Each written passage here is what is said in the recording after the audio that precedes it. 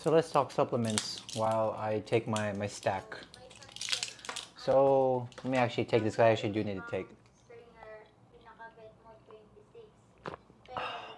But yeah, let's talk supplements. Again, another long video, so sit down and take some notes if you guys want to. But let me preface this by saying that, again, supplements, the definition of supplements is to like assist or an extra addition to something. If your diet is trash, if your sleep is trash, if you're not hydrated every day properly, this is really not going to be good for you.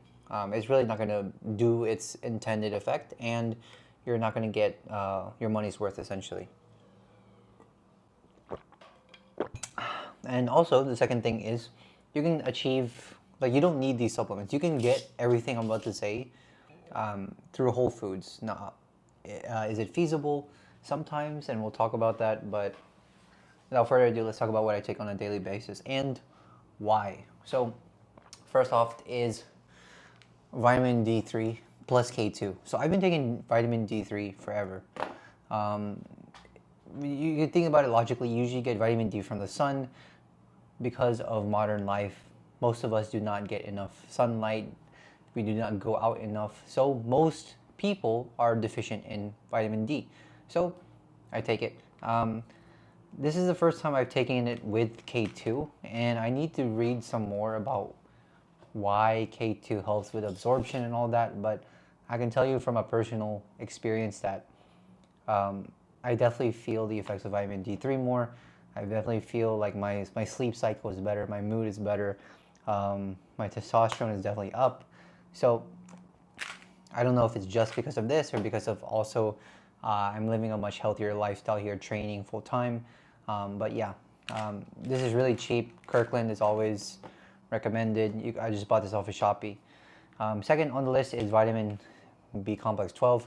So this is a relatively new addition to my stack. Again, relatively inexpensive as well. And the reason why I started taking B12, B complex, is the pre-workout I use occasionally. Celsius includes a lot of vitamin B, different variations or whatever.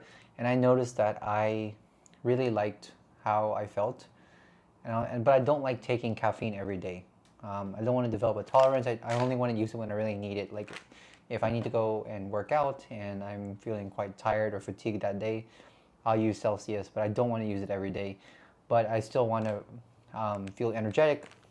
So came to the conclusion of trying this out, and so far I think it is also a great addition. Again, quite cheap, very helpful. A lot of people are deficient in it as well, and you'll notice that like I only take supplements that our modern lifestyle and diet would typically have us deficient in. Right? There's nothing crazy or exotic here. There's no nootropics. There's no lion's mane. There's no ashwagandha. Right? These are things that like 80 to 85% of adults in a Western lifestyle are deficient in.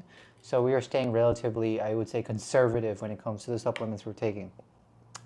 Third is magnesium. This is magnesium glycinate to be specific. What separates magnesium glycinate from other supplements other forms of magnesium is it's more easily accessed or more easily absorbed into the brain. So you're getting more calming features. So usually I take this at night, and this usually will help you sleep a little bit earlier, help you get better sleep. And as we all know, sleep is very, very important for recovery, for just bodily function in general. So I take this right before bed. Right now it's almost 11 p.m. and that's usually when I go to bed. So I'll probably knock out after this and get some better sleep. Next on the list is omega-3. So omega-3, I don't eat fish. If you don't eat fish, then you're deficient in omega-3. The first signs of deficiency omega-3 I noticed is brain fog. So as soon as like I've started supplementing with omega-3, the brain fog goes away. I think a lot more clear. I can last a bit more longer under mental load, those kind of things.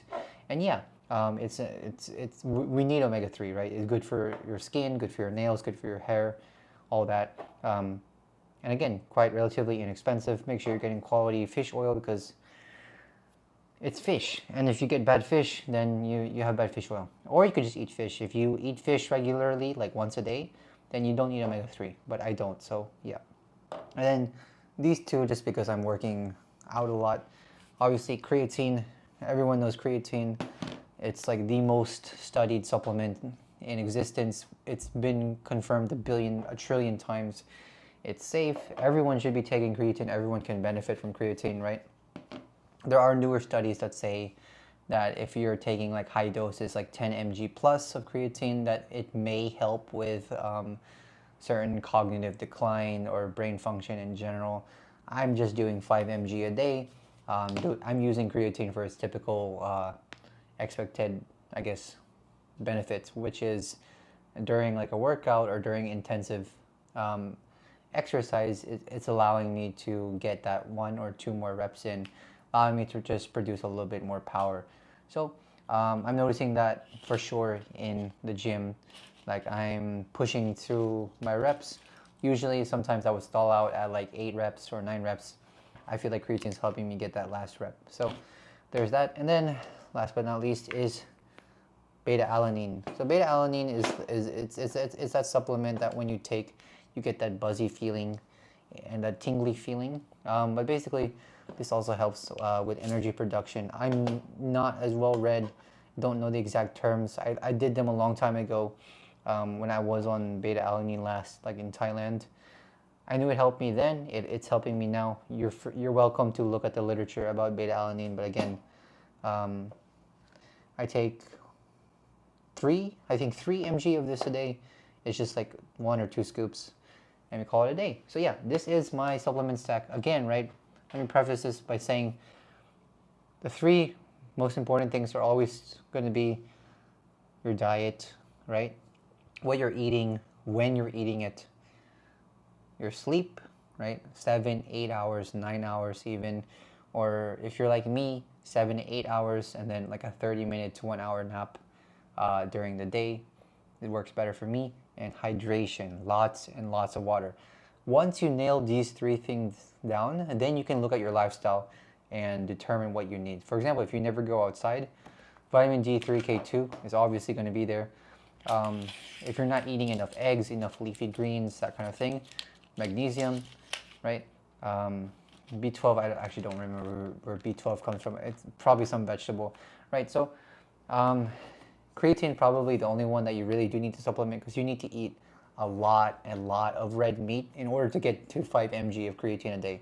So this one would honestly probably be the first supplement I pick up, then vitamin D3, then beta alanine. But yeah, that's just my little stack. Happy to talk and answer questions if you guys have any questions. I'm not affiliated with any of these brands.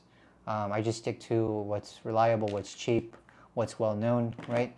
Optimum Nutrition, right? This is Optimum Nutrition, right? Yeah, everyone knows that. Kirkland, Kirkland is Costco. I trust Kirkland brands so much. This is a local brand, but honestly, when it comes to like sports supplements, it's like in pure form, anyone can sell this. Omega-3, this was from Blackmores, which is again quite reputable as well. But yeah, enough yapping. See you. Good night.